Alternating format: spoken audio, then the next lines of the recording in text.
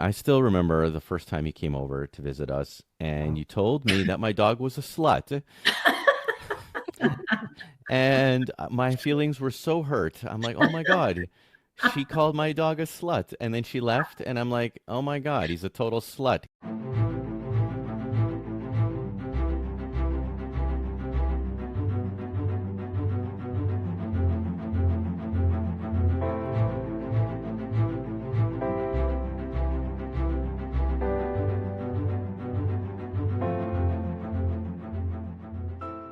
Welcome back to another edition of the Pear Genius Podcast, where we share our genius moments with you so that we can all grow. And today we welcome the Keri Davis, animal communicator genius. Welcome, Keri. That's quite Wow. the intro. I practiced a little, you can tell. I brought my genius purposely. I put that hat on today. Thank you. For anyone that doesn't know Keri Davis, I guess we've known each other for probably over a year now.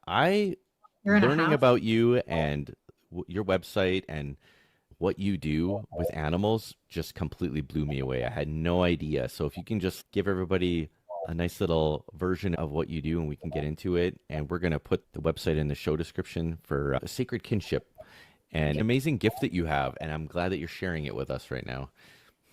Thank you. And that is a huge question. It's like a big iceberg where you go, I don't even know where to enter that question, because Sacred Kinship, unlike anything else I've done in my life and other careers, it has been my heart's journey, and my heart and soul has gone into it, and decades of studying and in the trenches and studying and in the trenches. And I never would have guessed the direction I would have gone, but at the end, it all leads back to a place where they meet. And my journey, in a nutshell, really started since I was born. I came in as a sensitive, intuitive, empathic person, but I didn't understand it. And as I got older, I used to have even psychics stop me and say, oh my dear, you are living other people's pain. And I'm looking at them like they got 5 heads going, huh? I just didn't really get that. And through my own hardships and traumas and bad decisions, and through the animals, they really got my attention. And through my dog, Muckluck was a really big paramount change in my life, where I chose him over being in a dysfunctional situation. I couldn't do it for myself, but as soon as I could see that being reflected back to him potentially, I was out of there. I even went to my car with my animals and stayed there until I could find the next part of my journey. So it goes really deep how much they've taught me and how entangled our energies are. And that is why I dove into the physics and understanding, as we progress in this day and age, to understand that we aren't separate beings. We're all swimming in the same fish tank. And we can't just tell Fred fish to just swim over on that corner and not touch my corner. It doesn't work like that.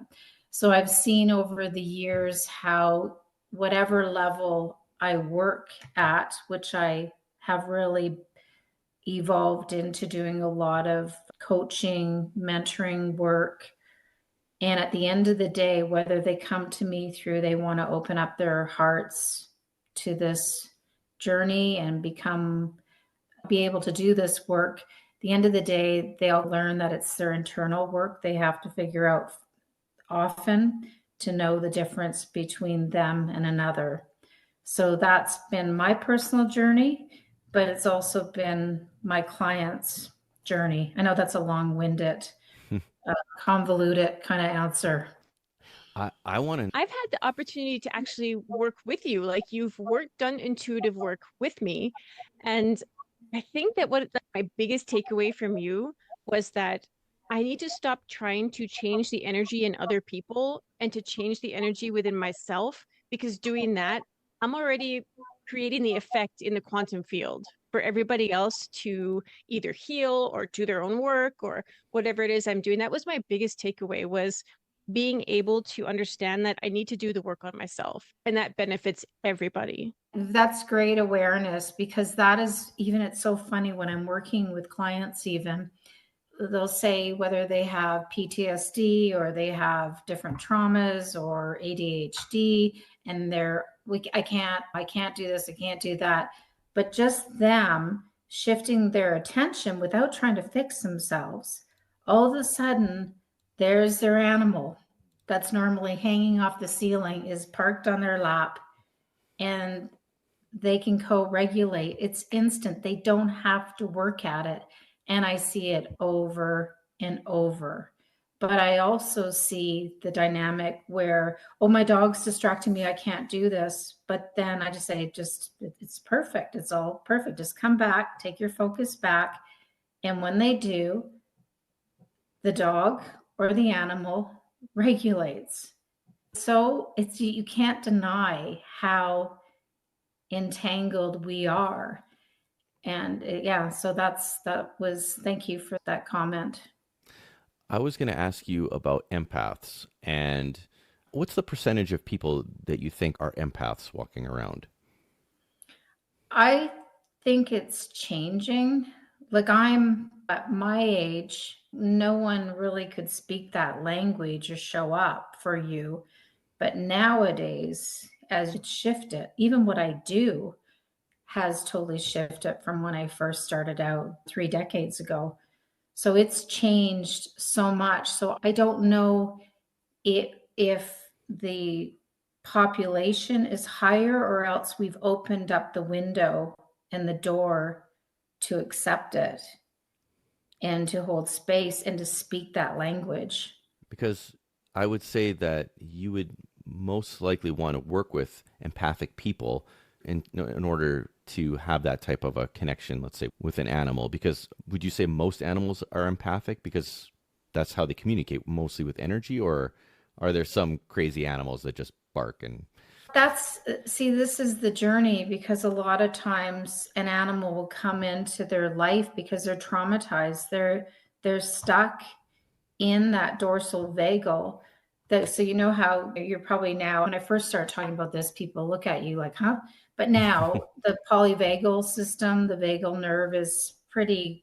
Do you know, Alex, what I that don't. is? Your You don't know what it is? medulla oblongata, what?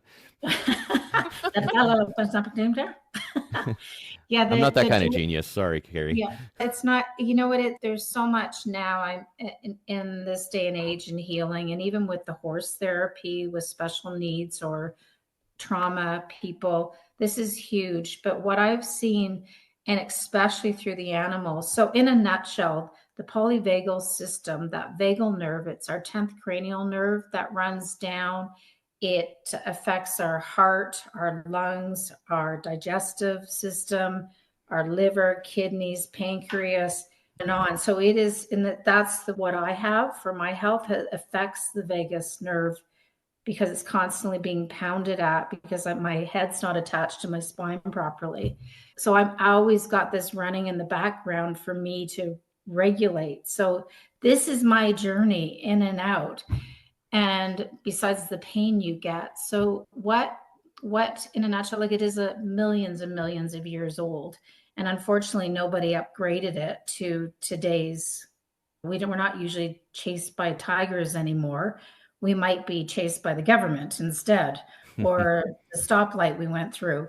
So just envision. So we have 3 tiers. So we have the safety one, the vagal ventral, and that is where you feel safe. When they talk about attachment styles, you got secure attachment. You're just like, even if you get heightened, you can regulate really quickly. You don't have to work at it. But then there's the people that fall into that sympathetic portion where we're always stuck in fight flight. We can't regulate back up the ladder.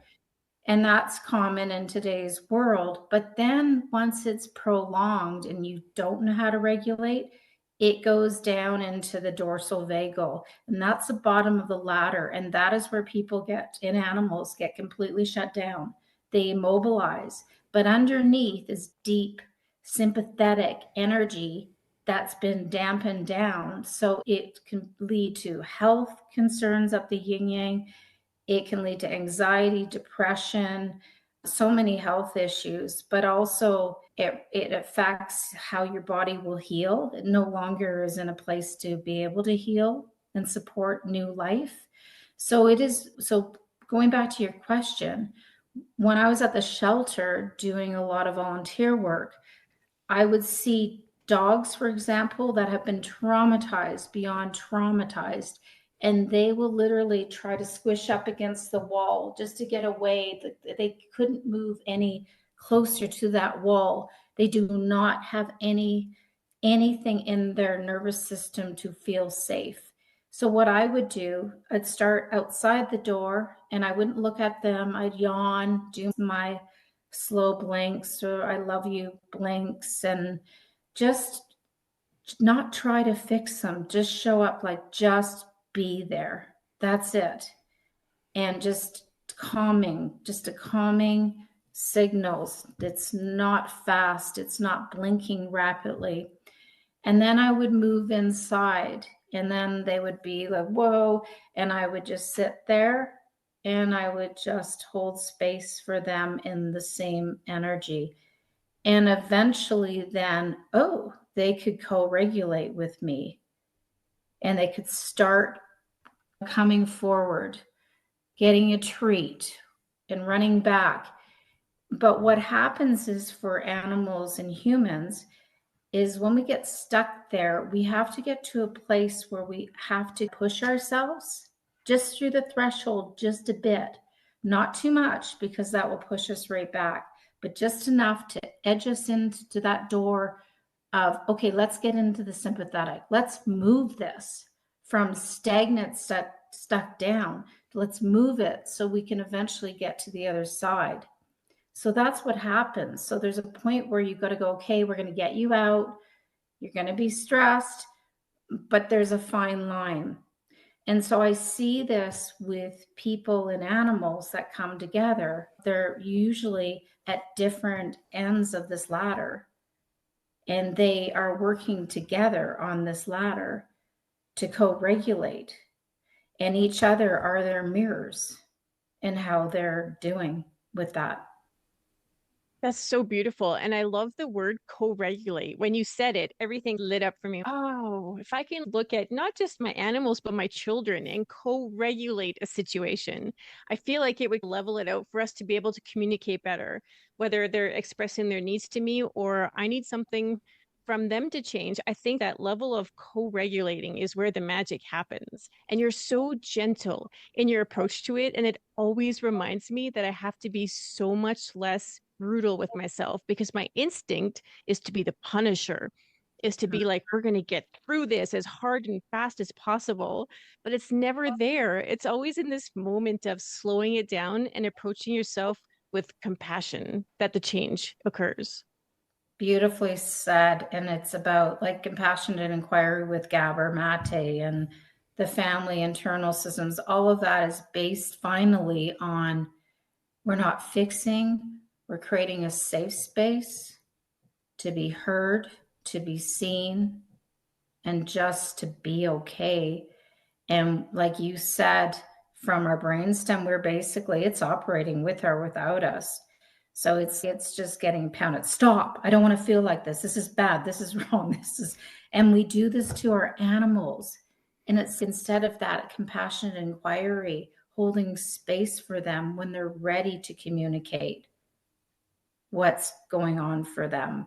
But you can't, it's like me walking down a street and going to a stranger. So can you tell me your inner darkest secrets and what happened when you were 5? Like they would tell me to get lost. They'd probably call the cops on me. So this is what we do in energetic work a lot. And I see this happening. I miss my cats so much, Keri. I love them. And I still remember the first time you came over to visit us and you told me that my dog was a slut. And my feelings were so hurt. I'm like, oh my God, she called my dog a slut. And then she left and I'm like, oh my God, he's a total slut. He uses me, abuses me. There's no love exchange. It's just yeah. It's I was what can I joking. do? How can I fix him and me so that I don't have this slut living with me? So who's living inside? Who's your inner slut inside? You Dan know, Smith. with the cats, oh man, I just got everything I ever needed. They were always like close to Yeah. me and I love them. And this thing only loves me if I'm eating, only loves me if it's food time. That's it. Otherwise, it's leave me alone. I'm a slut. I'm gonna go sleep in the bathroom by myself. Leave me alone. You're nothing to Oh me. my God. I get my needs met and I'm out of here. Right. He's totally a Yeah. slut, Keri. You totally nailed it. How do I change him? I need him to be more loving. What's in you that feels like it needs more loving? I miss my cats, damn it. I'll trade them for him in a heartbeat. But what's in you that if you really drop into that space in you that Okay. So yeah, Keri's asking the right questions. She knows. If anybody knows me in my house, how do I love my family? I make them food, I feed them. I like to get the kids chips and treats, and that lights me up. So when he needs me and I give him cookies and he gets all excited and happy, that does fill my heart with joy that um, there's this love thing happening. And it's the same with the kids. I can throw the kids cookies, and if they love me, great, I'm happy. Maybe I'm the Yeah, but slut. yes, because oh it's my so God. right? Because it's so surface level. And you always complain about that. Oh, the kids only come to me when they want something. I'm like, yeah, but you've cultivated that. Shit. Keri, Yeah, fix me. Fix me now. you paved the pathway, dear, to the cookie jar. I've trained them. I don't know any other way. Oh no. This is terrible. Kathy doesn't even like treats, so Isn't that funny that there's no payoff for her. You can't do that language with her. So it's like it's an opportunity there. I could try a different approach. I could try to, and again, it's that slow entryway through the door. You're going to feel uncomfortable because the kids are going to go, I don't like this part of him now. We're used to getting the yeah. treat. I was gonna say my dog, he loves milk bones, and my wife likes milk boners. Oh my God. Oh my God. Oh, this is We're funny. gonna delete that. Jesus. Oh my gosh. man. Welcome to the Uh, funniest episode of the Pear Genius Podcast of all time. Can I just say that when I need a he is drink. forced to do the deep work, he will make a joke. And Yeah. he will make us all laugh and try and make us forget that what we're really trying to do is get him to make a little shift. You're gonna make me Yeah. cry. And you know what, Alex? It might just be holding space for that part of you that has been communicating that way, that manager that's been operating that way for that many years. Maybe it's time to show up. Oh yeah, no, No, no, you're I'm just here. having a moment of deep reflection that, oh my goodness, I must be in a lot of pain. And of course I do have to make the most inappropriate joke to deflect from it. But that's honestly, that's my reflex. And that's why we Yeah, I podcast. get it. That's why we podcast. And I think it's normal for a lot of us. I mean, that humor. And I think it's like when we can bring all of the players or the adaptive parts together in its time when they start surfacing, like you bringing that up today, obviously on some level, you're seeing a pattern. I would say that like my deep longing would be for my kids or my wife to just be next to me. I don't even need to talk. And same with the dog. If the dog was just next to me, that would make me happier than anything. I don't need I really don't need anything else. And but it's okay if I'm not getting that. Yeah, I'll give you some treats and I'll bribe you Bribe to you. I'll bribe you to get Yes. I'll close. bribe you, but really I really think that, and that's why I love the cats so much because they're, especially when they got old, they really were like with me all the time, and I really did love that.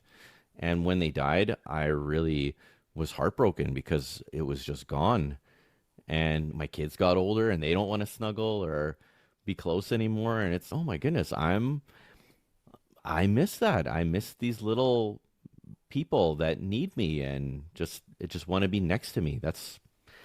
Now I'm just basically begging for grandchildren at this point. Hold that space in you right now, or when you get a chance, is just hold that part that you just shared that's saying, I just want to be close and to be held. It's not that complicated.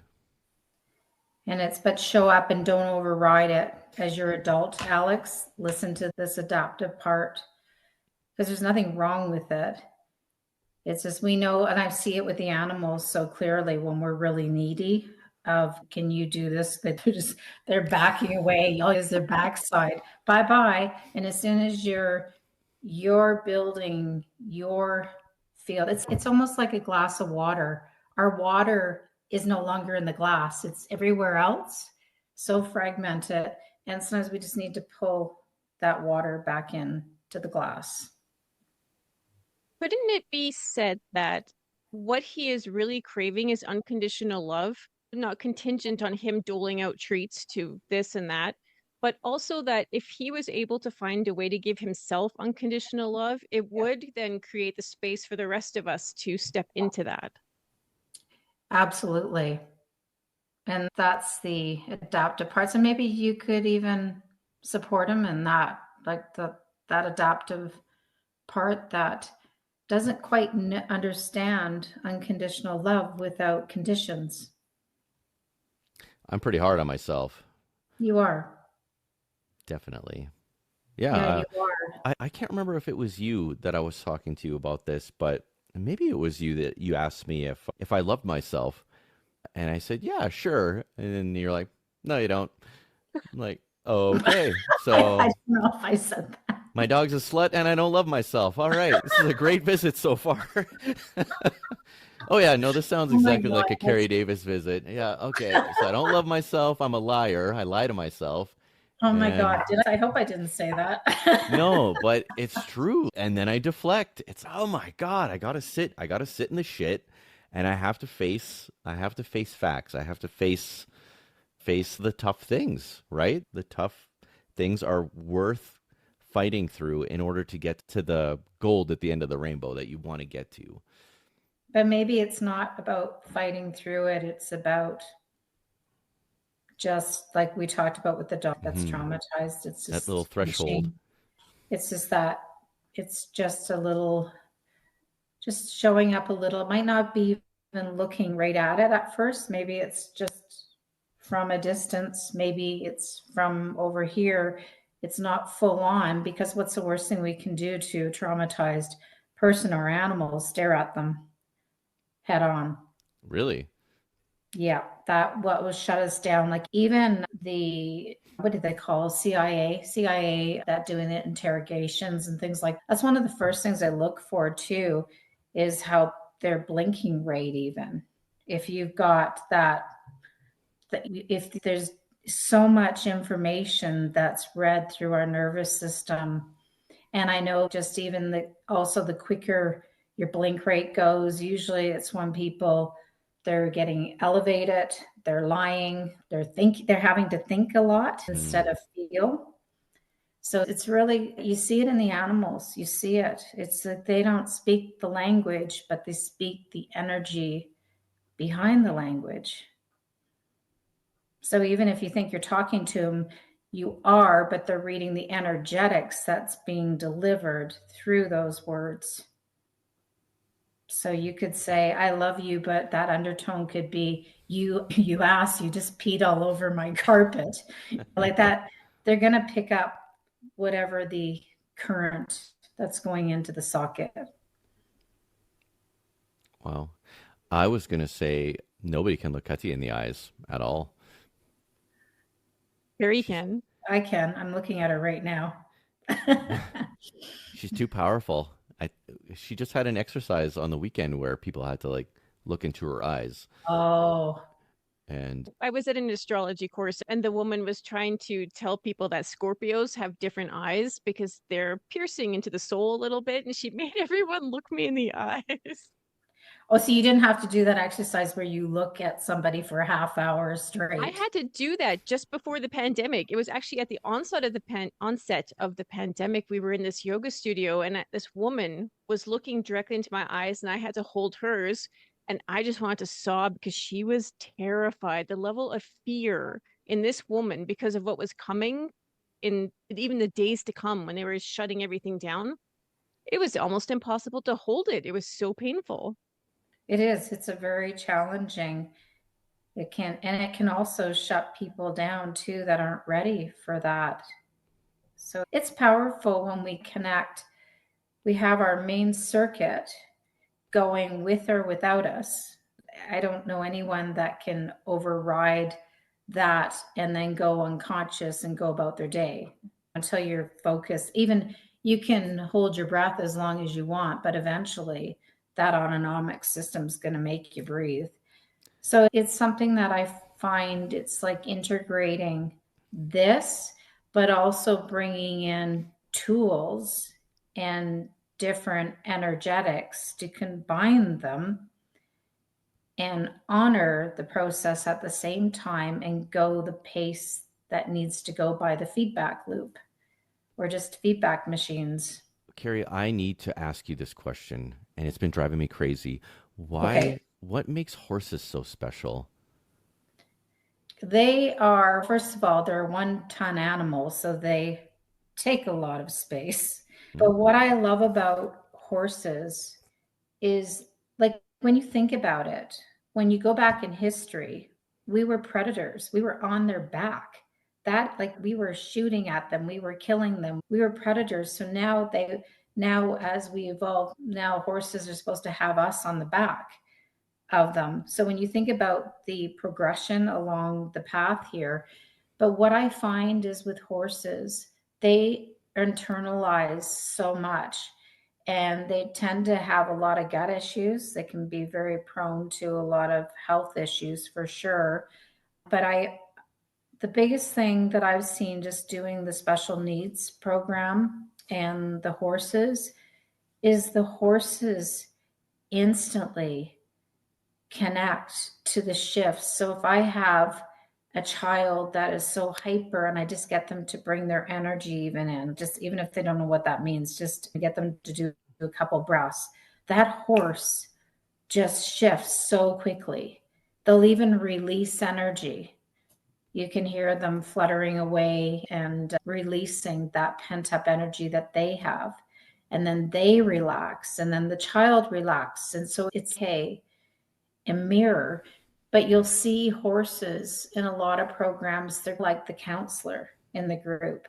They reflect back where you are.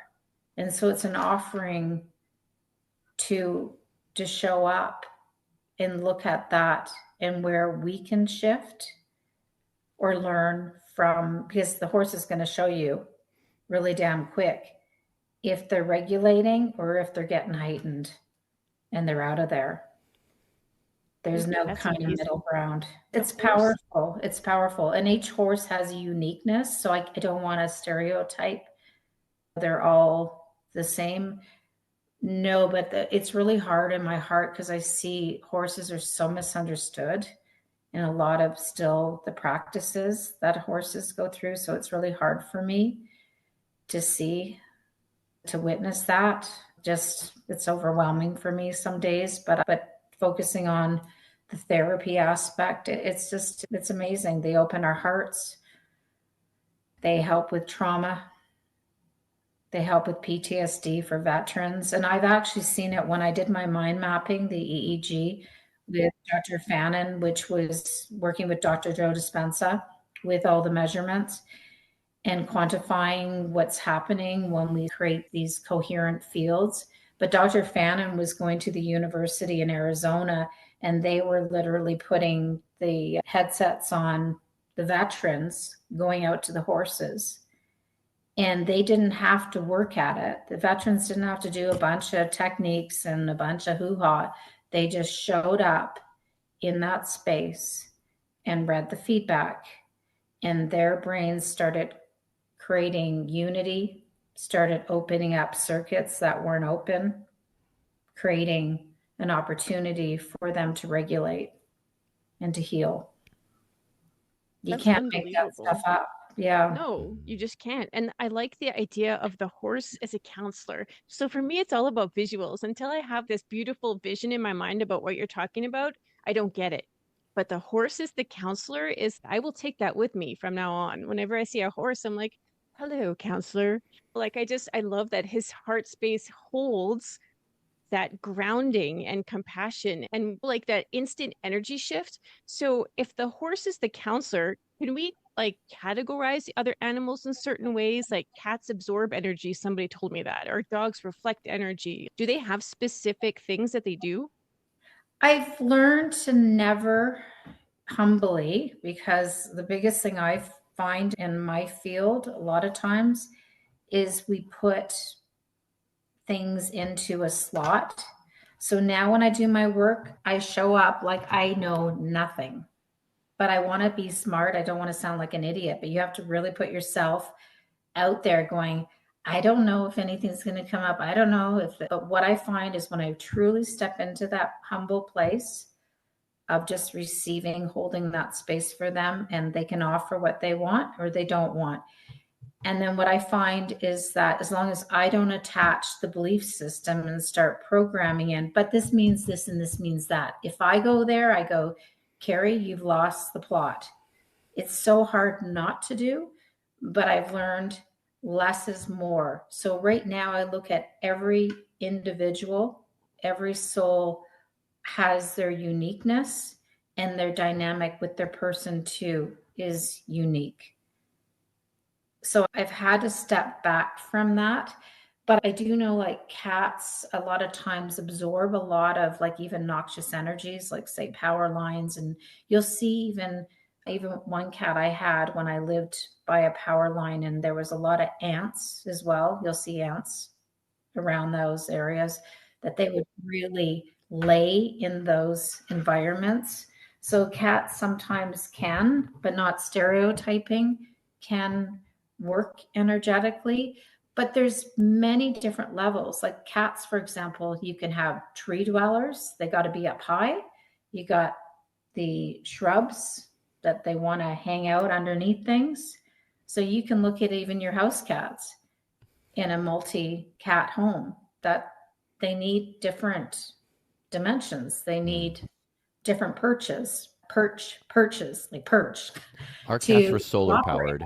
All they wanted was to lay in the sun. Yeah, and they pick when they want their loving, and they will snub you when they've had enough. And how refreshing is that really at the end of the day, where dogs a lot of times, not always, can be very needy of energy.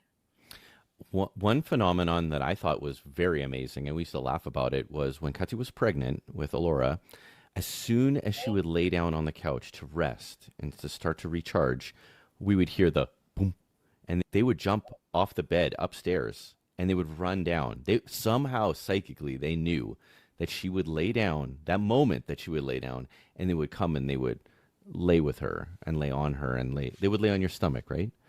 Yeah.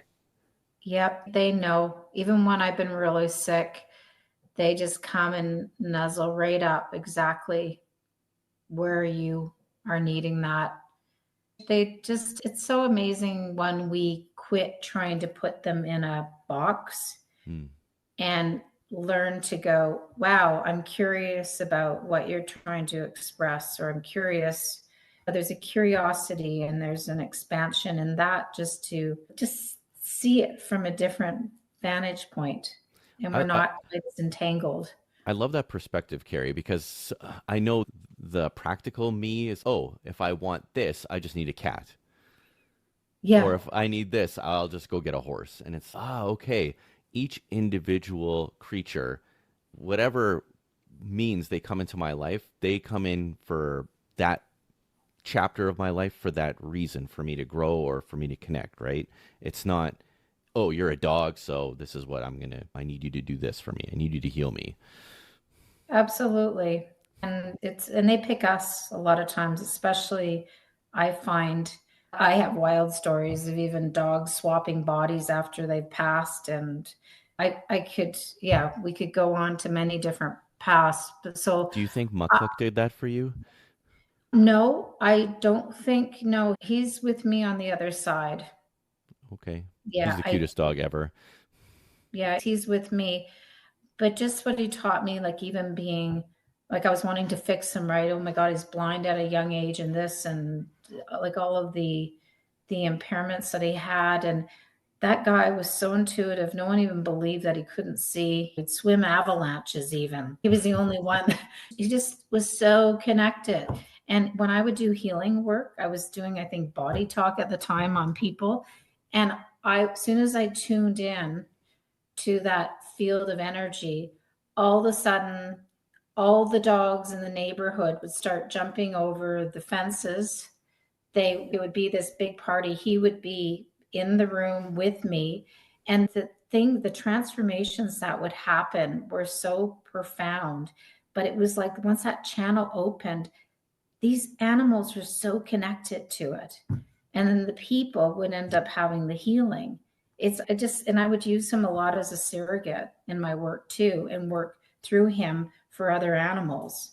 It's profound. Like it taught me so much that we can't analyze from our heads. It's amazing. Yeah. I think that there are, yes, you communicate with animals, you help people communicate better with their animals, but you do a bunch of other stuff too. Like when the animal is near end of life, people can come to you and say, I feel like maybe it's time to put him down, but I'm not sure. And so you help navigate that as well, right? I do. Yes. I work at every level, whether they're in spirit after they've passed, to helping them just like to offer, because they're so close to it and it's so painful that they can't read it. And I'm there to help walk them through that journey so that they can see the right choice in their heart and feel that right choice. And I don't agree with people that are saying, oh yeah, they're going to die on this day and that day. You're putting thought forms in the field. Like it's got to come empower the people to go, right now, I know this is right now. It's painful, but this is the time. So I really do work a lot in that capacity. And yeah, once they've passed too, my work comes in so many forms, but what I've seen is just the work with the human component to help the whole. And then I end up working with people because they're going through stuff, right? And we're working together. Right? There's a new tagline. I work with animals and I end up working with people. And that's what's so funny when a lot of people go, oh, I only want to do the animal communication because I don't like people. Good luck, because they're the common denominator. So you can't do one without the other. So it's sure. And I think that every vet should have your business card. Seriously. Like when you go in and you're super distraught, and the vets, we have two choices. You can put him down today or you can make him suffer a little bit more. But really, nobody has the serious conversation about what are you feeling? What is the animal feeling? And if you don't know, here's Keri Davis's contact information.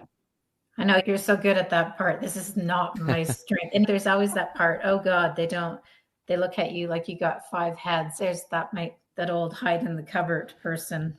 At the beginning of the podcast, you were talking about all the science and all the studying that you've had to do. And part of me is just, it's too bad that you even have to waste a breath on trying to explain something that's almost unexplainable.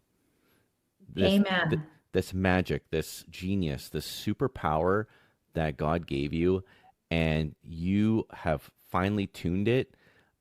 Nobody's going to teach that in a textbook or in a medical school or in any kind of school, elementary school, nothing. Like they want us to be worker drones and whatever, working in factories. They don't realize that, or they don't want us to realize that we all have a genius. And I just love the fact that you are embracing it. And I'm assuming that one of the big catalysts for you was when you left with Mukluk. And that basically was your huge catalyst, right? to embrace your genius? It was huge. And what he taught me and what he reflected back, and just my connection, like it opened me up to, I wanted to explore every healing modality, this, that, and the other. But like you said, that's why it's so hard for me to even do a website, because I can't put this into words. How do you put neuro and quantum and blah, blah, blah? How do you then, because I'm not selling, oh, this is what you get at the end, these blue jeans. It is so frustrating, this path too, for me. And it's not been about the money at all. And I've made a lot of sacrifices as well. In being at this stage of life, it's challenging sometimes just to walk down this path. But whenever I veer off, I get back. I'm back here. I'm back here. You're not going away, That's Keri. the tricky thing. That's the tricky thing about the genius inside of you, is that it's meant to, yes, it's your genius, but it affects everybody else. It's meant to not make you specialer than everybody else. It's to, so that you can give back and help bring up everybody else around you. And it's so hard to attach a monetary value to that. I find that the most frustrating. Is, yes, I want to help you with it. Unfortunately, I also have to buy groceries. Like that fine line of balancing that out is a nightmare. It is. And especially, I've had to go through very expensive medical in the States, and there's no funding for it. There's been some, but I just, as soon as like I said, I did, it's just no, Keri, every time I do, and believe me, I try very often, and just no, this isn't going to work. This isn't my path. The world is a better place with you, Keri, and we need you here for a long time, for you to share your gifts with so many people, and for you to mentor the next awakening.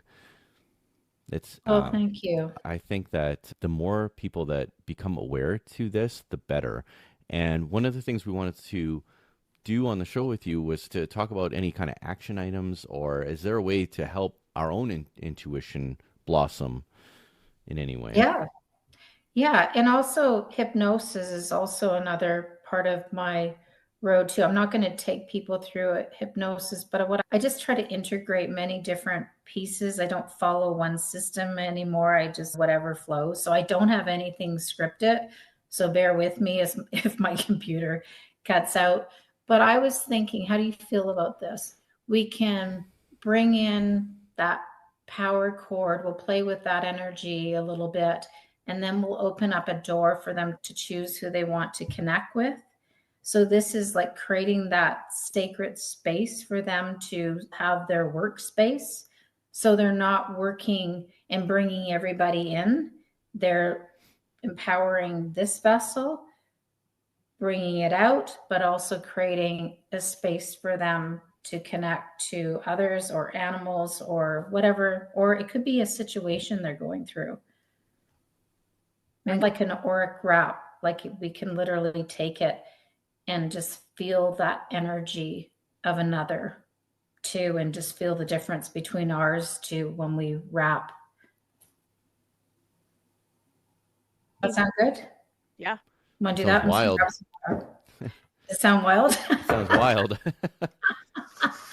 Relax the body the best you can and just notice any resistance. And I'm just going to ask you to just look up for me with your eyes open. And you're going to feel a little bit of strain, and just close your eyes over that. You're going to feel a little fluttering, possibly. And that just puts you in an alpha state. And then just drop your eyes and just relax. And I just invite you to start to bring awareness to your breath, just filling your belly.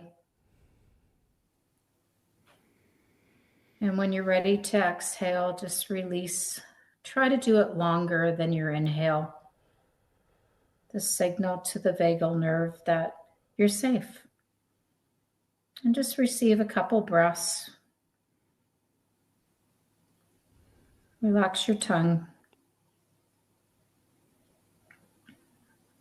your jaw, your eyes, even your scalp. And just drop that into the body. Okay, so I want you to imagine a light, and with focused intention, for the people that don't see, that's totally okay. Whatever sense that you operate with is purposely fine. So I want you to envision this light, and it's going to start from the very top of your crown, almost coming from that divine heavens or your sacred beliefs and what you believe. And I want you to drop that into your crown. And it's going to be a light that is a rope. And you pick the color that resonates for you and feel that entering through the crown, down through the back of your eyes, down your spinal cord, all the way down through your core, down through both legs, and down through the bottom of your feet and out into Mother Earth. Let her transmute any energy that is no longer serving you. And allow this light-filled rope to almost envision from the top of your crown to the bottom of your feet, expand it, like make it tighter, take the slack out, and allow more space to open up.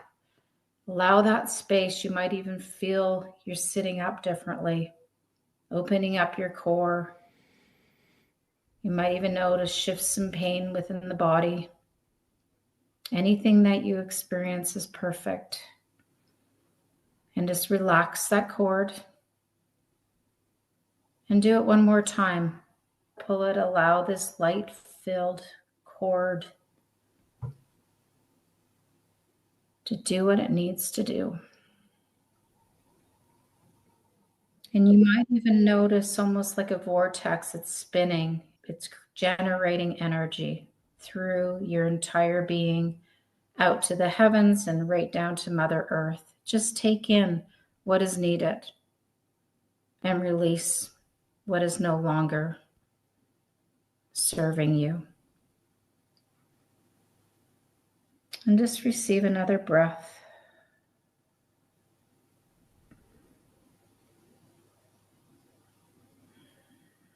So now take your attention and focus. And if you get distracted, you just go deeper. I want you to take your focus up to your third eye, right between your eyes. And you might even take your fingers, even if you feel you need to do that, or just envision or sense that you are now expanding that third eye across your entire forehead and also expanding it wider, almost like a movie screen. And you make it as wide as you feel and as high as you feel you need. You may even notice a sparkle of light from a crystal that is showing to shine your light, to shine your vision. You're turning it on like a light switch to see, to feel, to sense not only yourself, but another. And now when you're ready, you just want to leave that open. And now we're going to go down to our heart. Just touch into your heart. And I want you to notice it's almost like a window opening. Springtime, letting the air in and letting the air out. Letting the light in. And also letting your light out to shine to others. You make that as big as you want, as wide as you want. Expand it as long as you want. You're in charge. And just allow a breath. And now we're going to drop down into our pelvis, that root chakra, just below the belly button. And this may be a vulnerable area for many. And I just invite you to just show up here. We don't need to open it if we're not ready. And if you are, just expand that and open it up like another window to your soul, another form of communication. So we're working at all levels here. And if you're not ready, you're just going to show up and just shine your light from your window above and your vision above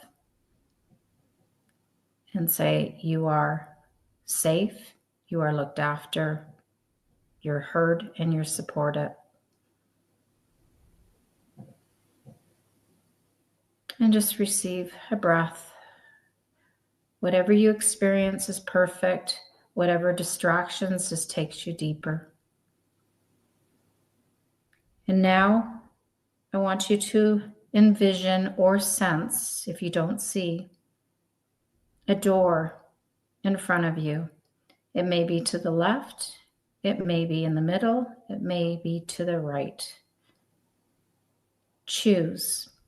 And this door will have a beautiful crystal, powerful doorknob that as soon as you touch it, it just sends connection and energy through every cell of your being. It just illuminates your whole self, your whole field is expanding just by touching it. And now I invite you to walk through this door, turn it, walk in, and you're going to go into this sacred space that you're creating. You can call it whatever you wish. And we're going to walk in and just feel, just sense what it feels like in here. Just notice the surroundings. Is it nature? Is it a house? Is there water? And this is your special place to work from. Look around, get comfortable. You might even want to get a cushy couch to sit on and put whatever you wish, and you can create as you go. But for this time, we're going to now envision behind your shoulder blades, you're going to feel almost like a sprouting of wings, these beautiful crystal, light, healing, just a beautiful healing presence, an embracing feeling. Just feel them sprouting out, growing, and wrapping you in this loving embrace. Enjoy. And you can also leave a space open if you feel it's too much, so you can come and go. You have full control. But now I'm going to ask you to expand these wings to an animal or a person of your choice, and you're going to invite them in so they have free will. And whether you see them, feel them, just trust whatever comes. Even if you say, I don't feel anything, well, you have to feel something to not feel anything. So just be with what is and allow this presence to show, to come, and just know there's a space between these two that give you so much information between where you are and where they are. You'll feel it. And just wrap these wings around them with unconditional love. And again, holding that little space where they can come and go. They have free will. And just feel anything that you might pick up, any energies from them, any resistances, any colors or smells, or just a knowing that they're wrapped in this presence.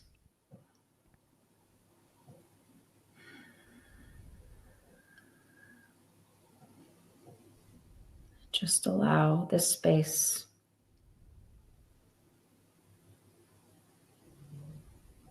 And I'm going to now invite you that this is created. It's in your filing system, in your noggin, that you can open up at any time with just clear intention of the name of this space. We're going to leave this part of both of you in this loving energy. And everybody has free will to come and go as they please. But I will ask your conscious self, your body, your physical self, I'm going to count to 5, and you're going to allow this energy to be while you go off about your day. So 1, you're going to open the door and thank this special friend for this beautiful space and time. 2, you're going to walk through the door. And 3, just feel your body moving, twitching, doing whatever you need to do, stretch. 4, maybe even yawning, releasing energy. And 5, opening your eyes and welcome back. Nice going. There goes my makeup. Can you share what came up for you?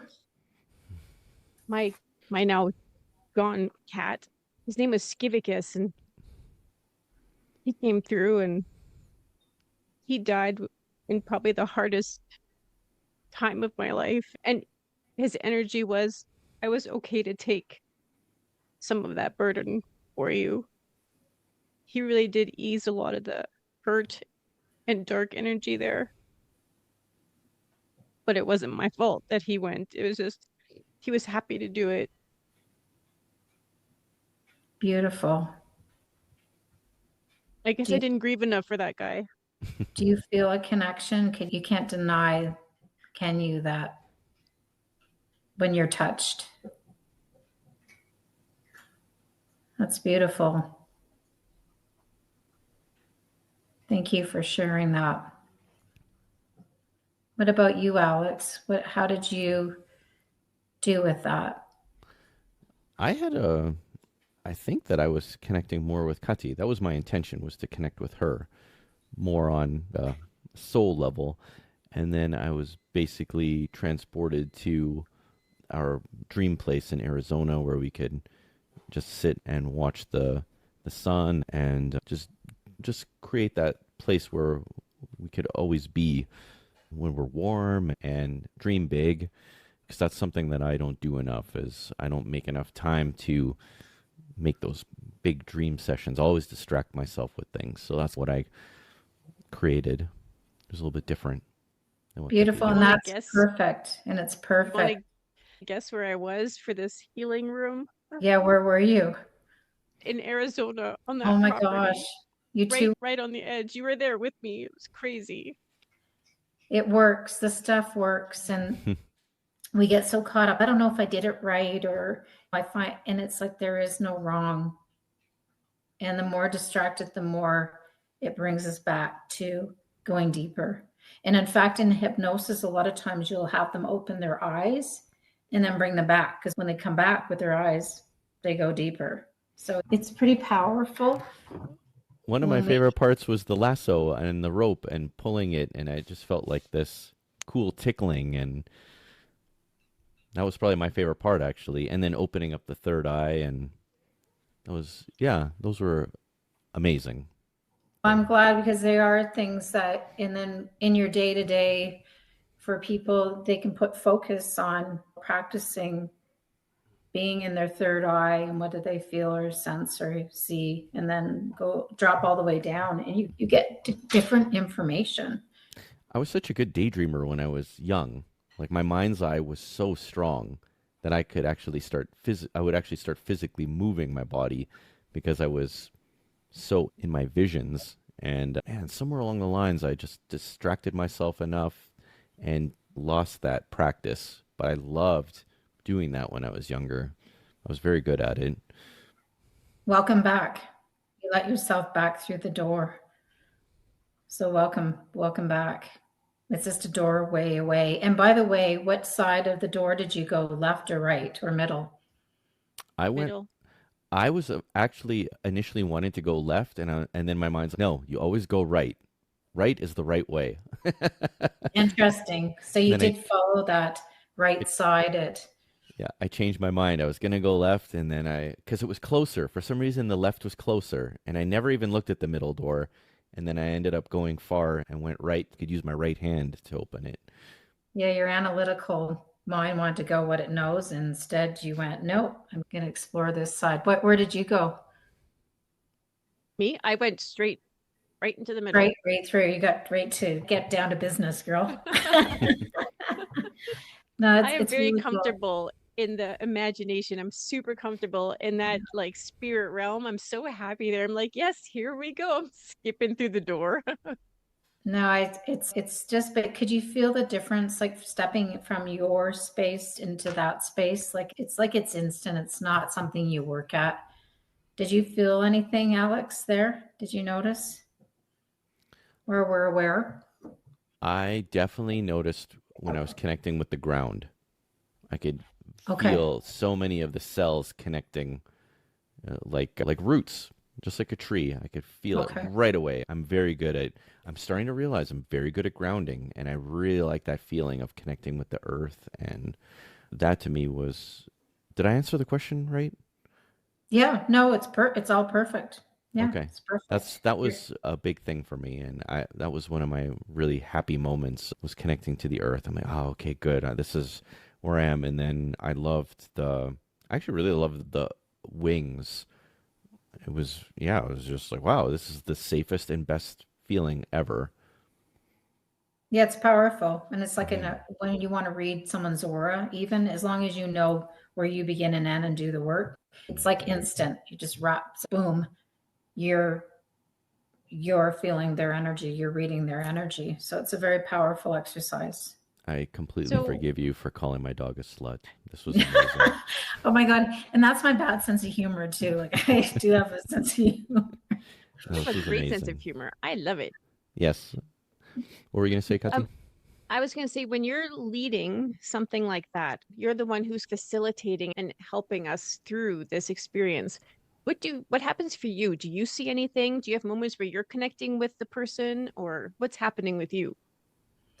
I'm always like, if I'm working one on one with someone, obviously, yeah, I'm reading, like I'm bouncing around, just reading. Like I've just learned to trust now with what kind of comes through. But when I'm doing, say, in a group and I don't know who I'm connecting to, I set the intention before what that and who I'm reaching to and what the intention is. But I did feel like that, like between you two, I felt like when we were pulling, you could feel like, yeah, that's a shift there. Like I could feel that. And then the wings, like just that embrace, loving embrace. I could feel that shift too. And I was more focused on holding that overall intention and just hope my words come out and not all muttered, right? That's the thing. Just let go. You are a genius at what you do, Carrie. You are It's amazing. funny because in that moment where the rope was coming through, it started to Spiral. circulate through my body. Like it started to do, and then all of a sudden you said it. And I'm like, Mm. is she spying on me? And I wasn't even going to start going because I could have created a vortex. I could have gone on and on. I go, no, here. And then I went, no, I just have to just touch on it. Just touch on it. So you can expand that out and really create that movement. And when you have more time with it, but that just gives you like little pieces of things to play in and shift the energetics and work with your animal or your loved one or a situation that you're struggling with. The thought forms. I would really encourage everybody to reach out to you, every single person that's listening, because there's a big difference between trying to make time for yourself and making time for yourself. booking an appointment with you, having somebody lead the way. And yeah, for me, I need structure. And I think I'm like most people where I just will distract myself with the Mm-hmm. 99% of the slog of the day and then go watch Netflix and go to bed. But I would encourage everybody out there to make time to do these kinds of things.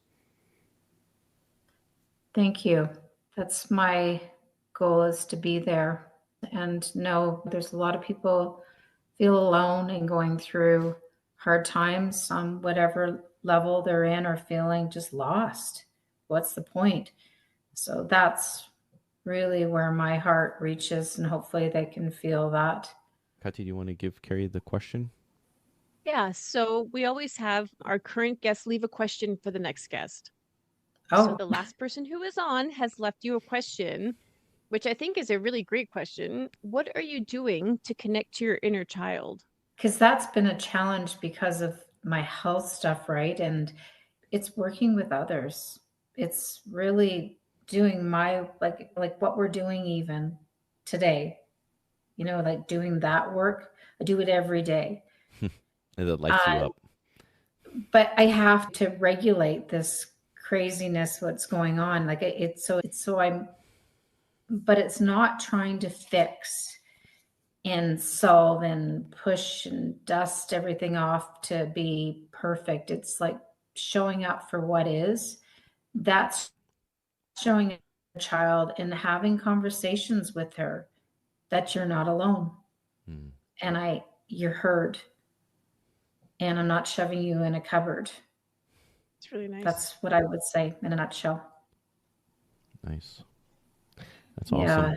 So what would be your question for the next guest, Keri? What is their genius? No, that's my question. You have to ask a different question. Oh, so you have rules. You can't ask my question. Okay, so I'll take that back. What lights their pilot light? Like, what is their pilot light? What lights them up? And it's maybe not a question about going to get some fancy thing or new car or new house. It's like, what internally plugs them back in? I was hoping you were going to say what kind of bear is best. Or they're even, like that. That's really what I would say, is like that inner pilot light. That's cool. What turns it on? Love. Besides the giant milk boner. Yeah. I know. I didn't see that one coming. I'm going to get Keri Davis that bumper sticker. Oh my God.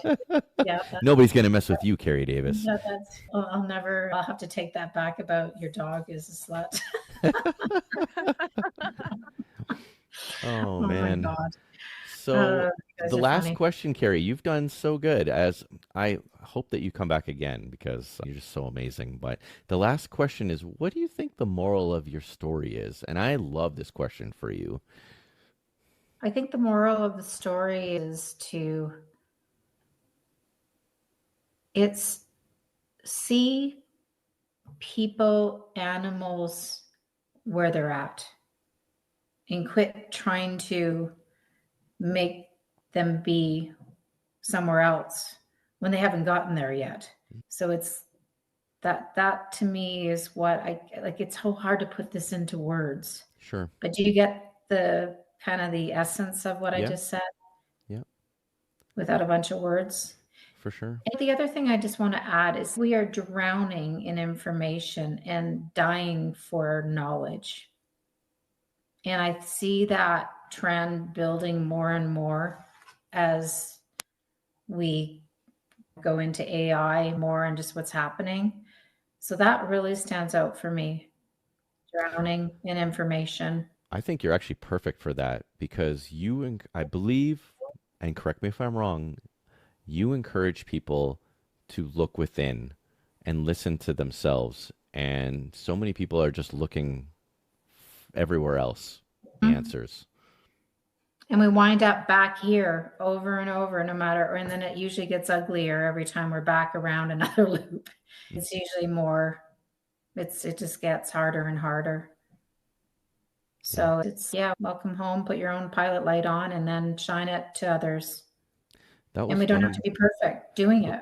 That was one of my big wake-up calls. Was I was so in school for so long, learning from so many brilliant professors and things like that, and not almost like worshiping them and not realizing that I'm still pretty cool. I'm still pretty awesome. I have a lot to give. And I think that's been the last probably 10 or 15 years of our journey is really starting to, as Keri Davis would put it, try to love myself and not put everybody else on a pedestal and try and love myself more and build myself up and not just look to others to be the heroes that I need them to be. Be my own hero in the story. Be your own milk bone. Be my own milk bone. Sorry, I couldn't resist. Yeah. No, it's empowering, isn't it? Because you can feel that, like even just working with that energy within and owning that, then you've got more to offer to others. And so you're not compensating with cookies and milk bones. Yes, I'm going to consciously go about my day in a different way. And I'm going to let you know what the results are for my animal magnetism. Okay. And if you do want to do work with those adapted parts too, ever and explore that, let me know too. For sure. Definitely. Yeah.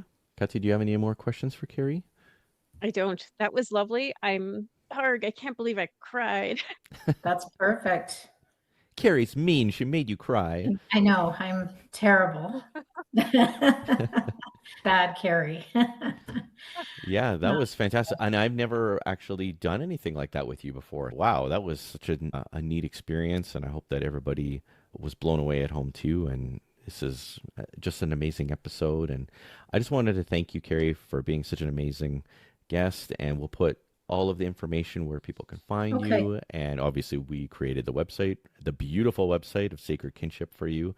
And I hope everyone goes to check it out and reaches out to you. And for everyone at home, just remember to keep living your genius. And we're going to see you on the next episode.